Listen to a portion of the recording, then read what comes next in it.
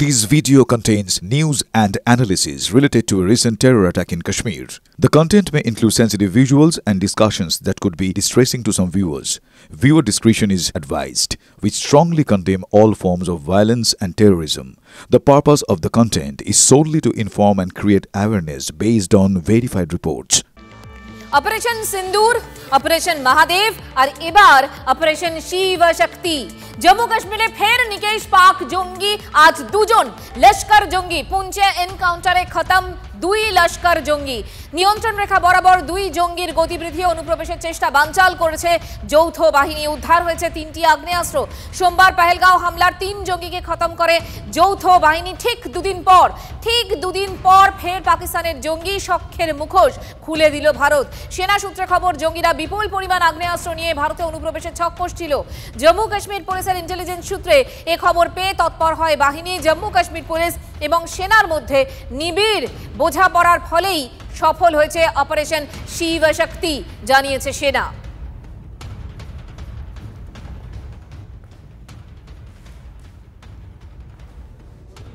ভূস্বর্গ জুড়ে সেনার একের পর এক অপারেশন এবং সোমবার থেকে বুধবারের মধ্যে অন্তত তিনটি বড় অপারেশন, সবকটিতেই সাফল্য। আপনাদেরকে জানিয়ে রাখি, অপারেশন মহাদেব, অপারেশন চৌকিবল ও অপারেশন শিব শক্তি সব মিলিয়ে খতম 5 জঙ্গি। গ্রেপ্তার জঙ্গিদের সহায়ক, উদ্ধার বিপুল অস্ত্র।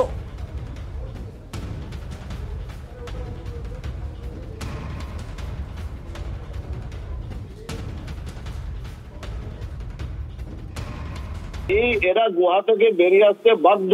এরা হয়তো অপেক্ষা করতো গুহাতে বরফপাত শুরু হলে এবং তার মধ্যে লোকাল জায়গা থেকে খাবার দাবার পেলে ওরা লুকিয়ে থাকতো, পরে বরফপাত শুরু হলে বেরিয়ে যেত পাকিস্তান। সেটা এখন সম্ভব হচ্ছে। তো এটা একটা বিরাট সাফল্য। আমি নিশ্চিত জম্মু কাশ্মীরের মাটি থেকে সন্ত্রাসবাদকে সম্পূর্ণ নির্মূল করে দেবে ভারতীয় সেনাবাহিনী, ইন্টেলিজেন্স এবং জম্মু কাশ্মীর পুলিশ। অভিনন্দন রয়েছে। আরো কিছু এখনো লুকিয়ে আছে, যেটা পুঞ্চ উপত্যকায় আছে, যেটা পুঞ্চ থেকে আবার ইচ্ছে করলে ওরা আবার কাশ্মীরে যেতে পারে। ওল্ড হাজিপির যে পাস আছে সেখান দিয়ে একবারে কাশ্মীরে আবার ঢোকা যায়। যদিও দুর্গম পথ, তবে টেররিস্ট মিলিটেন্ট তারা এই রাস্তাটাই ভালোবাসে, কারণ আমরা এই জায়গায় এই উপত্যকায় বহু অপারেশন করেছি। তাই এই অপারেশন চলবে এবং এরা যেখানে যেখানে থাকে, সেটা পুঞ্চ হোক, রাজৌরি হোক, মেন্ডার হোক, জম্মু সাইডে হোক অথবা কাশ্মীর উপত্যকায় হোক, তাদের কিন্তু পিন পয়েন্ট করে মারা হবে এবং এই কাজটা কিন্তু চলতে থাকবে। দুজনকে মেরেছে, আরো কিছু লুকিয়ে আছে, তাদের খোঁজ এখনো চলছে। একের পর এক জঙ্গি, তাদের দমন করা হচ্ছে, তাদের গ্রেপ্তার করা হচ্ছে। এবার আল কায়দার মহিলা জঙ্গি, তাকে আটক করা হয়েছে বলে খবর পাওয়া যাচ্ছে। বেঙ্গালুরুতে গুজরাট এটিএস এর হানা, পাকড়াও শামা পারভিন নামে তরুণী। আগেই পাকড়াও আল কায়দার ভারতীয় মডিউলের 4 জঙ্গি। দিল্লি, উত্তরপ্রদেশ ও গুজরাট থেকে 4 আল কায়দা জঙ্গিকে গ্রেপ্তার করে গুজরাট এটিএস। এই মুহূর্তে ভারতীয় সেনার নজর রয়েছে সর্বত্র, সেক্ষেত্রে চিকেন স্নেক সব সময় আমাদের নজর রয়েছে। আর এই মুহূর্তে উদ্বেগও খানিকটা বাড়াচ্ছে, কারণ চীনা চর সন্দেহে নেপাল সীমান্তের পানি ট্যাঙ্কি এলাকা থেকে গ্রেফতার করা হয়েছে একজনকে।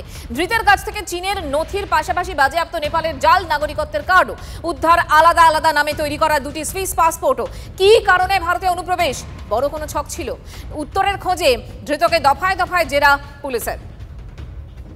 देखा जाए तो बाकी जो बॉर्डर्स हैं वो फेंस्ड हैं, और लेकिन जो हमारा नेपाल से जो है खुली सीमाएं हैं, और यहाँ से अब यही डिटूर करके इस रास्ते को अपना रहे हैं, जिससे क्योंकि मल्टीपल एंट्री पॉइंट्स हैं उनका फ़ायदा उठा के घुसना चाहते हैं। लेकिन एसएसबी पूरी तरह से अलर्ट है और सक्षम है इस तरह की गतिविधियों को रोकने के लिए। जो अभी तक हमने अप्रीहेंड किए हैं उनके पास नेपाली सिटीजनशिप कार्ड भी होता है, उसके अपने कंट्री की भी आईडी रहती है, उसके अतिरिक्त दूसरी कंट्रीज के भी उनके पास पासपोर्ट्स पाए गए हैं।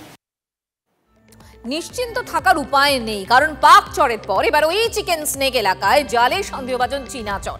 ধৃতের সম্বন্ধে যাবতীয় তথ্য তলব করল জাতীয় তদন্তকারী সংস্থা এবং এর আগে 2024-এর 20 জুলাই নেপাল সীমান্তের পানি ট্যাঙ্কিতে গ্রেফতার পাক চর।